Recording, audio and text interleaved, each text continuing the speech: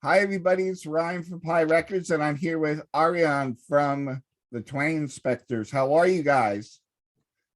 Guy. Yeah, we got. Yeah, yeah. I'm so at the moment, but the rest of the guys are probably having a beer at their home at now. Yeah, we guys are actually really. 2 weeks ago, there was this big lockdown, so we couldn't come together as a band for I think almost 2 months. So it was good to be back and plugging in the amplifiers and yeah, making music again. So we're doing good. Yeah. How is the situation with COVID in the Netherlands right now? For the artists, it's really terrible at the moment.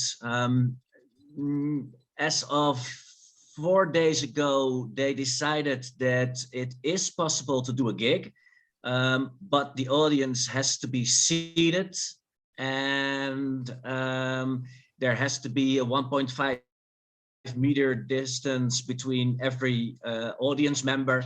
So that kind of takes away all the fun, you know. When playing surf, you would like to stand up and have a dance and drink a beer and talk to friends and have an easy vibe. And it's not something that's doable at this moment.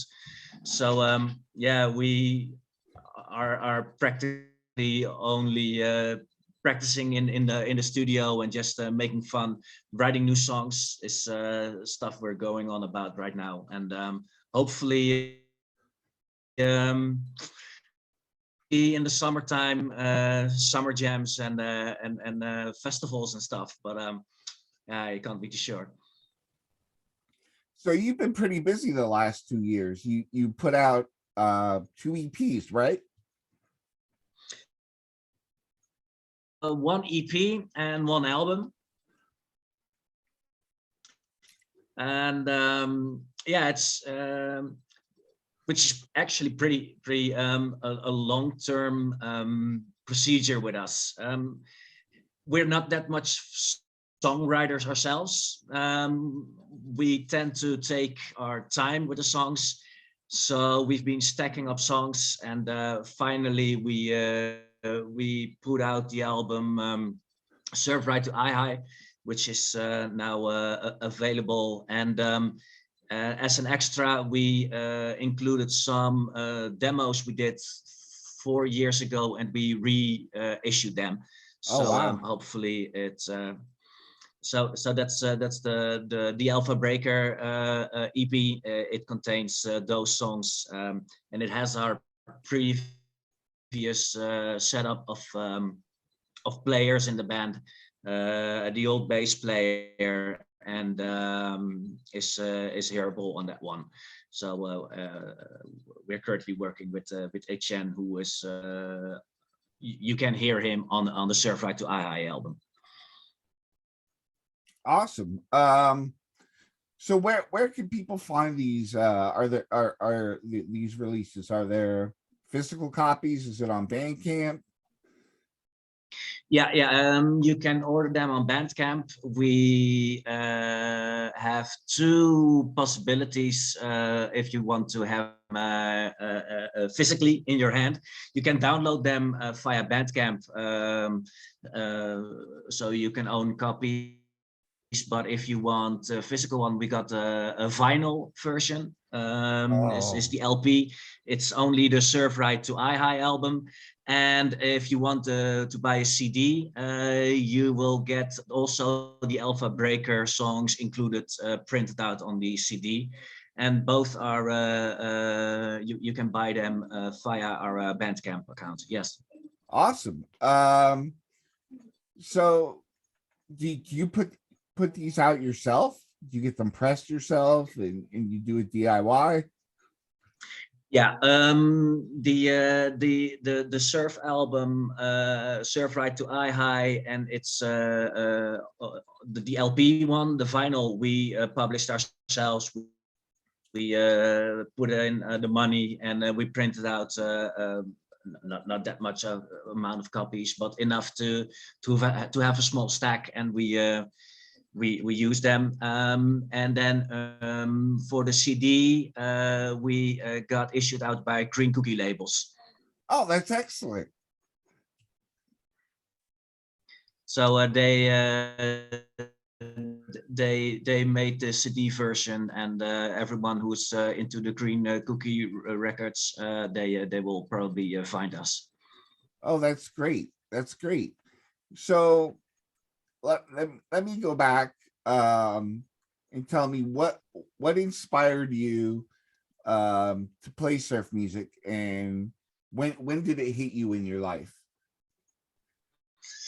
As for me, I'm the one who brought the whole band together. It was about, I think, around 10 years ago. Um, I have been playing guitar in a more pop-oriented band, mostly playing covers and stuff like that. And due to circumstances, we split it up. And I was trying to focus where my musical ambitions lie. I'm not that kind of guitar player whom comes everything easy to.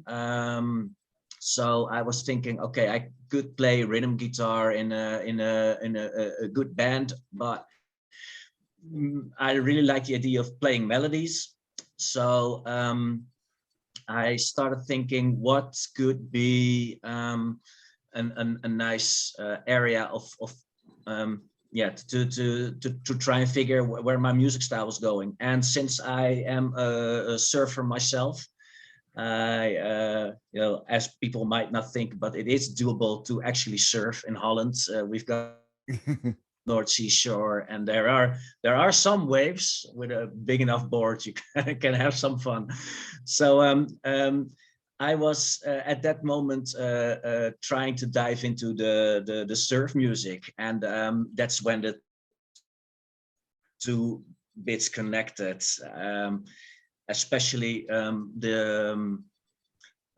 the Man or Astro Man type of music was the first thing that really hit me. Of course, I knew all the more classic stuff, but listening to Man or Astro Man got me thinking, wow, there's a bit more, and this is something it's alive. And I didn't believe it was. In my opinion, the music was there in the 60s, end of the 50s, and gone. But for me, that was an opening, and started listening to it, grabbing my guitar, and I said, this is something I want to do. So from that point on, I started to think, okay, maybe I can hook up with some other guys and try to make a band. So I gave a phone call to the previous drummer of the band we were in, and the two of us got together and using connections, and we started off with a drummer and two guitar players, just having fun, and then yeah, we got addicted. So I love the surfer on your EP. Where did you get that photo? To be honest, I'm not entirely sure where HN was the one who was responsible for the artwork for the EP. I'm not entirely sure where he got it from. He's always been copying and pasting stuff together, so I think he might have half created it his own um, on his computer. So yeah, I'm not entirely sure where he took it from and what he did to make it like this. So I can't be too sure. He just took it to us and he said, "Look, do you look? Yeah, damn, we do. So Yeah, please use it." it is pretty cool. Yeah, we so too. Yeah. So let's talk about gear for a little bit. What sort of gear do you like to play through to get your surf sound? For me, as the lead guitar player, I through a Fender Blues Deluxe a tube amplifier. Uh, Put it on the most clean setting I can get. Treble mostly mixed at 6. The bass currently at 7, and the middle currently at 6 also. And for the surf sound, I have to say I really enjoy playing it through a Surfy Bear, which is one of the pedals created by Lorenzo's company. And this is like, for those who don't know the one, it's like a cheap alternative instead of a real reverb box spring, which can lead up into 1,000 and above. These are spring based stomp boxes, you would probably call it. It's a big stomp box. Yeah. But it does have its own spring in it, and easy to dial in, and it just gives this the first time I've heard the sound coming through that one, I realized, oh, this is for me. Previously I used to play through a twin reverb and use spring reverb in that one.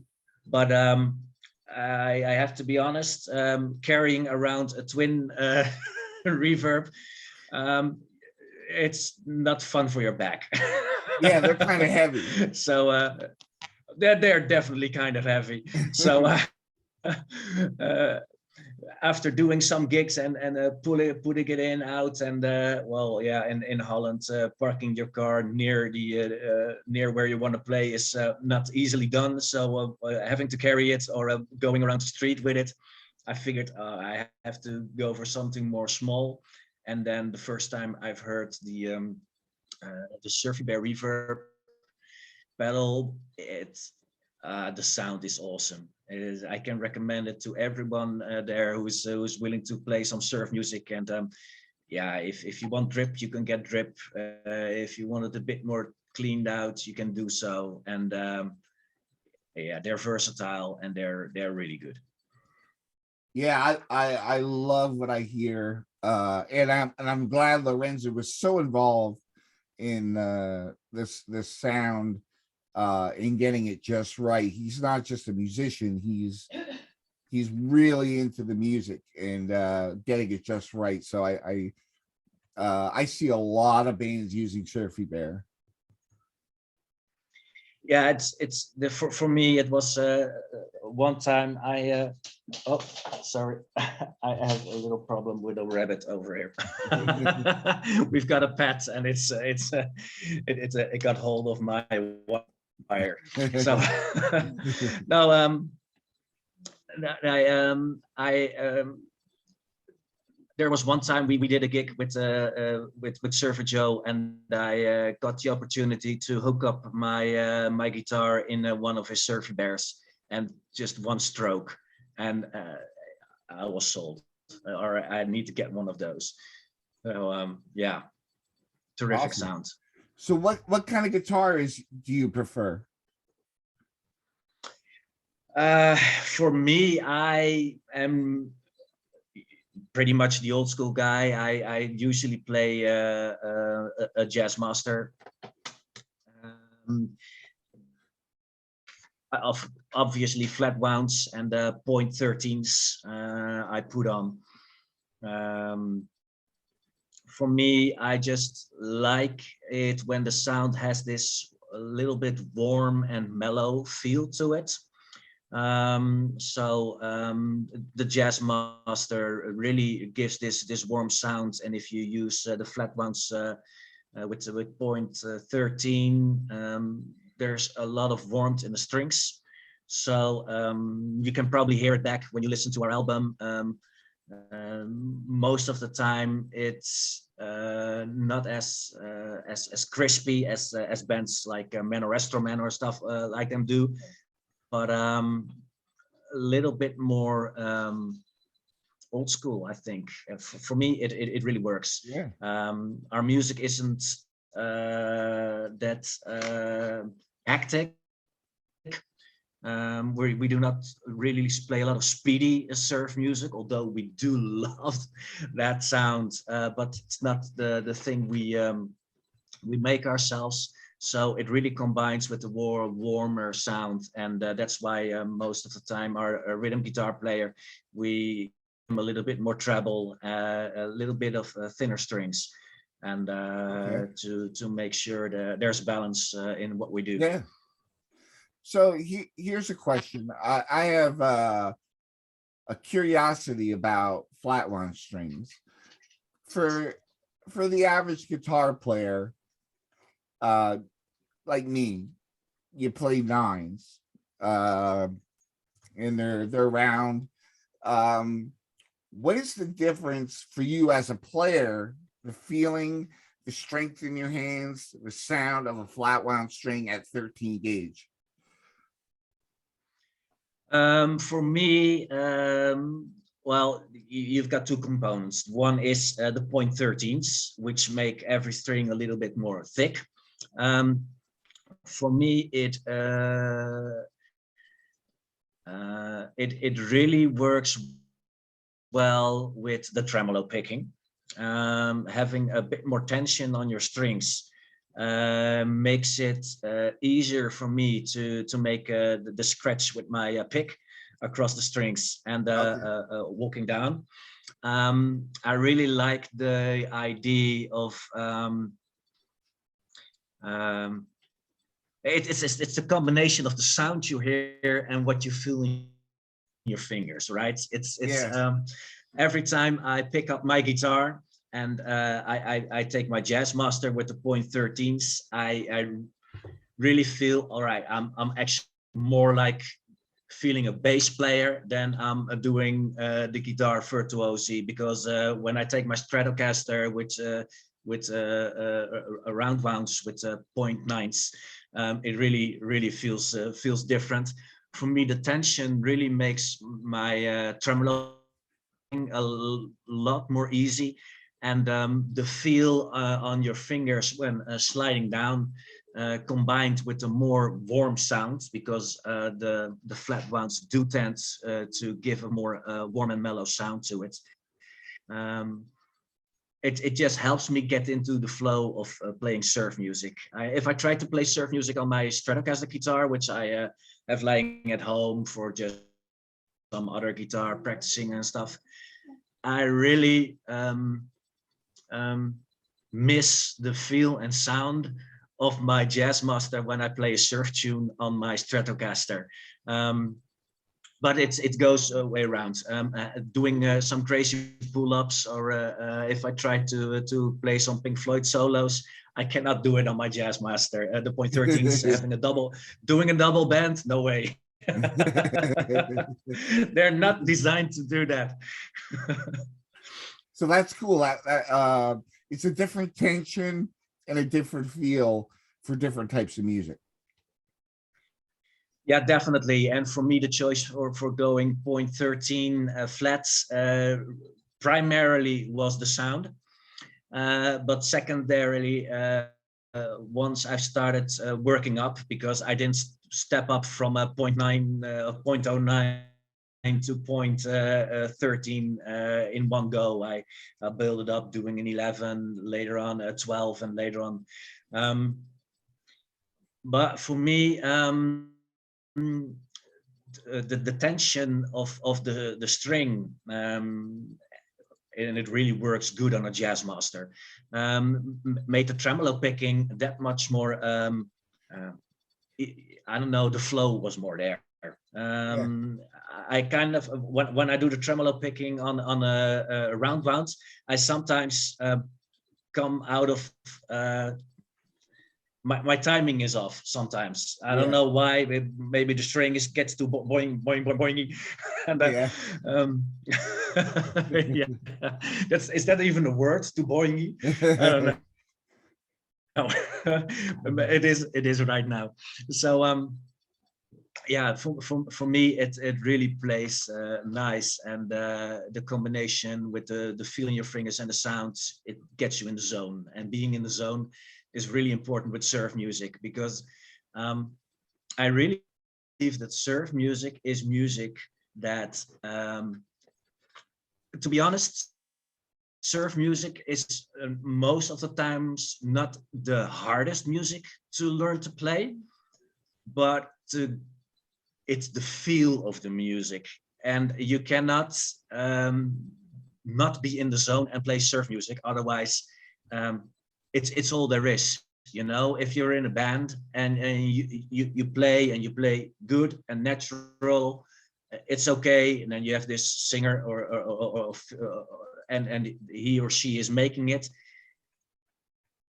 In surf, your sound and your feel is all you can deliver. If something is off, you're done as the band. Yeah, And for me, that's really important. Getting in the zone while playing. yeah, I really hear it back when we first started gigging. There were nerves. I wasn't feeling comfortable. Um, when I was not in the zone, I could hear it back in the tapes we got afterwards, and yeah, it really makes a difference. Even if you don't play a single note wrong, you still can hear and feel if you're in the zone or not. yeah. And which goes to mention um the fact that people have to be further away and they're not allowed to get up and dance. Do you find that harder to get in the groove, or do you just kind of get in the zone and try not to factor that in? It is definitely harder, definitely harder. Yeah. Um, um, for an example, we did this show about 4 years ago. It was a great big day. There was this car old timer convention, and there were two parts of the whole day. One part was people coming to see old automobiles, and the later part was a musical evening inspired by retro music. And we were the ones to open, but what they did, they drove away the cars. So there was this huge space, and at the end of the space, there was this place where you could buy your food and your drinks. So everybody was hungry and going there, and there was this big distance between us and them. And when we started playing, I could not get into the zone. Definitely not, because there was none. Only after 4 or 5 songs, when people started coming up towards where we were playing, music, if you make music, and this surf type music really works well in small spaces, small areas, with a if there's 20 people having fun, we're having an awesome time, you know. But you need to see them, you need to see how they react, how they dance. It helps you. It's, yeah, I can't explain it. I cannot get into the zone if I'm standing alone and knowing that somewhere far off people are listening to it or not. Well, the cool thing about it is, after speaking to other bands who play surf tunes at or rockabilly at car shows, um there's people on the other end kind of off to the side doing their thing at the festival, and then they come and they say, hey, I was listening to your band, you guys were great, so even though they may not be standing at the stage, they're still taking it in.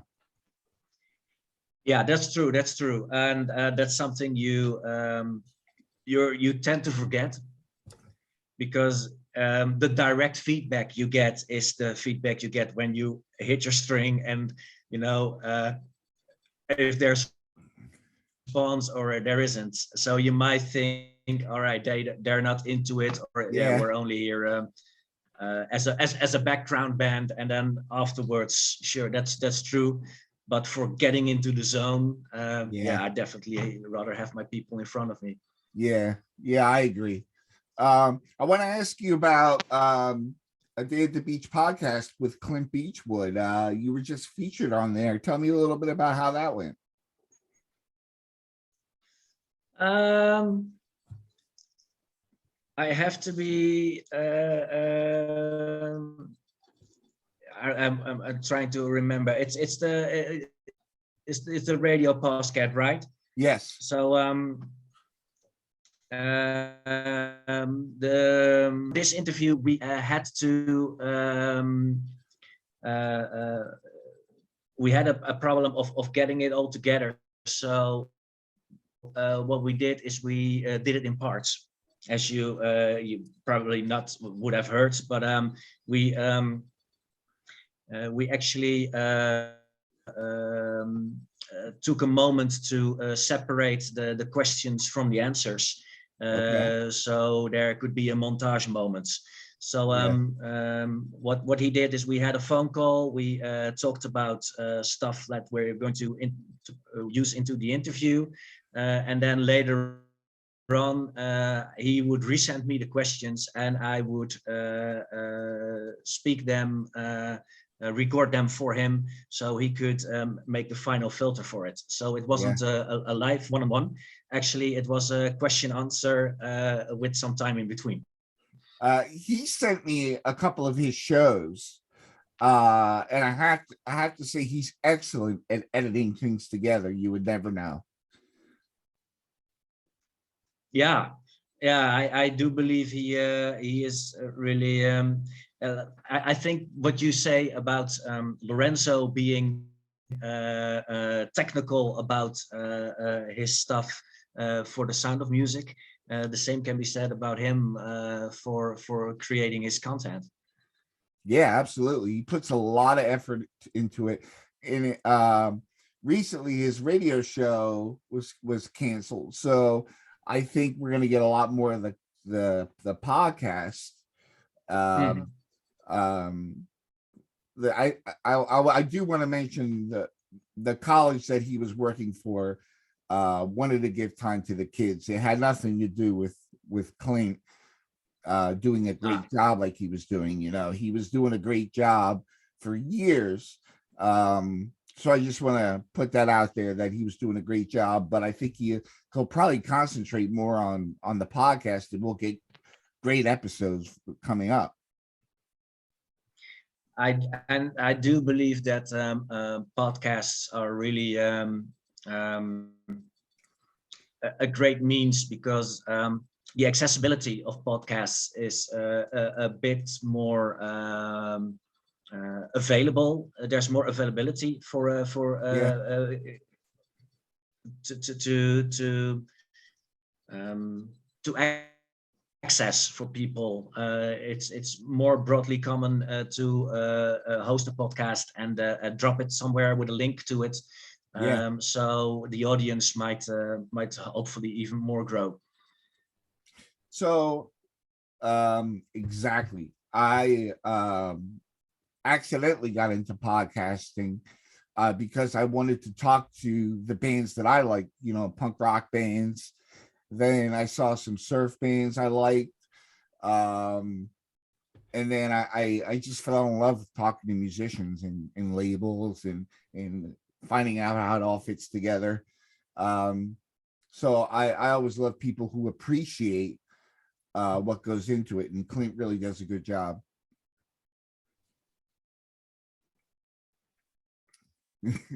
So tell me how long uh, from 2013 to your first release, how long was that? Do you remember? Um, yeah, I do believe it took us as at the band from where we started up for our first EP, Alpha Breaker. It took us about 6 or 7 years, and that has mainly two reasons. First reason is when we first started off, we just were into um, making sure that we could have 1 hour of music so we could go somewhere, and all numbers we played were classics and traditionals. But you know, in surf music, 2.5 minutes and you're done. So in Yeah. order to go on stage and can perform an hour, we needed a set list of about 30 tracks. Yep. And since I've mentioned, we really love making music, but it's not something that comes easy for us. We need to practice a lot because, yeah, you know, not everybody is as talented as Beethoven or something like that, you know. So the first 4 years we were only focusing on, all right, can we play this song even better, can we make sure? So we had a set list of about 30 tracks, and only from that moment on the first ideas came of what about making our own music. So and since we've had 3 songs of our own at that point, we already wanted to do something with it. We knew we were not going really fast in the writing process. So it can take a year maybe for us to finalize a track. And it's mostly has to do with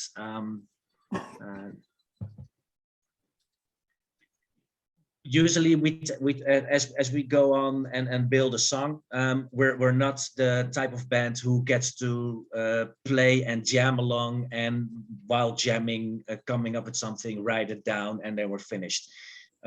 We have to take our time to say, okay, all right, stop, this is the next point.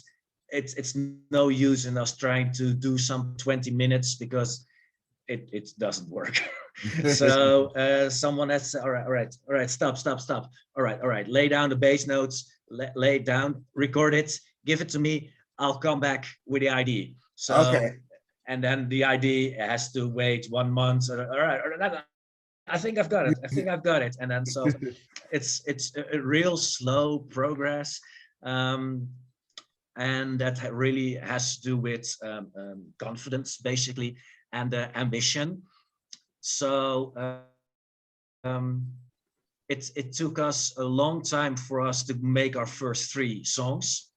That's where the Alpha Breaker record comes from. And then for the Surf Right to I album, we made 5 songs in 1 year, which was fast for us doing. Yeah. So I think there is progress at this point as we're speaking. There are 5 new tracks in the builds for well, who knows if it's up to us, a second album, but I can't be sure when. But there is a bit more. I don't know. The pace is going up. But yeah, it took us a while. So for the first EP, it took us about 6 years to make sure and to believe that we were able to make decent quality of sound. And yeah, since then it's really started working out. But it's slow in progress, you know. But hey, we're making fun. But I did want to say to that the results are successful. You did make good surf music that I think a lot of people will appreciate. And I think you sell yourself a little short when you say it's difficult for you because you make it seem easy with your melodies and the guitars. It sounds like it comes natural to you. Well, I'm glad it sounds natural. It's sometimes a melody line comes in, and then we know spot on. This is what we want to do. The hardest chore is what does the second guitar do, and how to build up around it. And yeah, we're really. I think you said it also. We're melody based, a bit more than the fast track surf guitars. If you listen to our tracks, you will pinpoint there is a bit more feel for a diverse melody line. And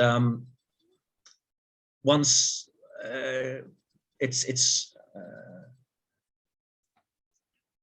it sometimes takes a while to hit the sweet spots, and sometimes there was this moment when in our song Twister, where we were really struggling to find a nice tone for the main core line, and what actually ended up as our main theme was only a small ID which we wanted to use for a bridge somewhere. Yes, sometimes it just happens like that. You have all these melody lines, and you start off thinking, oh, we're going to use this as a main theme, and it ends up somewhere in the garbage. And sometimes you yeah, it's I don't know, but once the feeling is there, yeah, we look at each other, and we mostly have this discussion where one of us asks, all right, but is this surf? And we've come to a point where we start saying, and even if it isn't surf, we still like it, so we're going to do it. Good. So Good. this Yeah. is where we're at this moment. Yeah. Yeah, it's you guys. You know, that's what's important to maintain your individuality. Yeah, we hopefully have done so, and maybe our second album is going to have other influences, and then maybe people will listen to the new songs we're making. It's not the same, although 3 of the 4 new songs probably do sound the same. So yeah. So when people hear the Twang Inspectors, I think they, after watching this interview and listening to you speak, they'll have a much more honest appreciation for what goes into writing the material, and I think they'll have more of a respect for the musicians and the time and effort they put into writing songs. Yeah, well, maybe that's true. Maybe that's true. It's the whole idea of making surf music is you need to have something that sticks, and it doesn't bore after your 5th or 7th time listening to it in a day. And if you still walk around, for me, one of the things that really works is if I'm at home and one of my children starts humming a tune that I've been working on. If they start doing that, then I know, all right, now I've got something to work with. Oh, cool. And if they're saying, oh, no, not that again, and not that again, I know, all right. So I have this really critical audience at home. So yeah, it is, but it's true. Surf music, when you listen to it, it has you could say it really sounds so simple. It's just like this melody line, and it's done. And you repeat it, you put it a step higher, and then you go back again, and you put in a bridge, and you're done. You're in the surf song. And but to write a surf song which still is fun to listen to after 10 listens, that's the trick. Yeah. So yeah. Sometimes we do like the sound of something, but as we're practicing it, it's starting to bore me. Isn't it starting to bore you? Yeah, it is. So yeah, then you know you're on a dead end, and you have to kill your darlings. And that's one thing I have to mention. There are, in writing an album, so many times when you have this melody line where you know, oh, this is we're going to use this, and in the end, it still is possible that one terrific line doesn't make the records, and killing your darlings in the process is sometimes really really difficult to do. a lot of people, filmmakers say that, you know, some of the best scenes they shot for a movie get taken out because it hurts the rest of the movie. So is that how you feel about the music? Yeah, sometimes really. Yeah. We've written some melody lines or some combination of two guitars. But if it doesn't fit the whole song, um, take it out, store it somewhere, and never throw it away. I have this catalog of little chippets of things that I've played in. It's I call it the do not forget this line inbox, and sometimes you get there an inspiration, and sometimes you listen to, oh, this is so good, this was so good, and sometimes a really good riff doesn't make a good song, and if it doesn't make a good song, then yeah, store the riff away, even though it's a Yeah. terrific riff. Well, I want to thank you so much, and I really had a great time talking to you. I hope you enjoyed this. It was great Yes, to get to know definitely. you, and I love your music, and I'm glad to hear that people are playing you in the States. I hope you get out there playing, and people get together, and getting to dance, and getting closer together soon. But for now, I wanted to thank you and ask you if there's anything that you wanted to talk about that I may not have asked. Um, no. I think we've covered the most important bits. Like I said, for me, surf music is getting into the feel, and if you feel it, and it's also for me listening to surf records. Um, I sometimes hear surf records where there are a lot of notes played, and it really sounds terrific what people are doing with their fingers and the guitars, but it doesn't hit me in the heart. And sometimes a surf track just composes of 5 or 6 notes, and it's in the zone. Uh, and for me, that's the true goal. Keep it simple and stay in the zone. Awesome. Well, thank you so much for being on the show. I hope you have a great night there. I thank you for coming on at such a late time during the day. But I really enjoyed our conversation, and I hope you have a great rest of your night. Will definitely do. Thank you for having us and promoting the Dutch surf music scene. Awesome.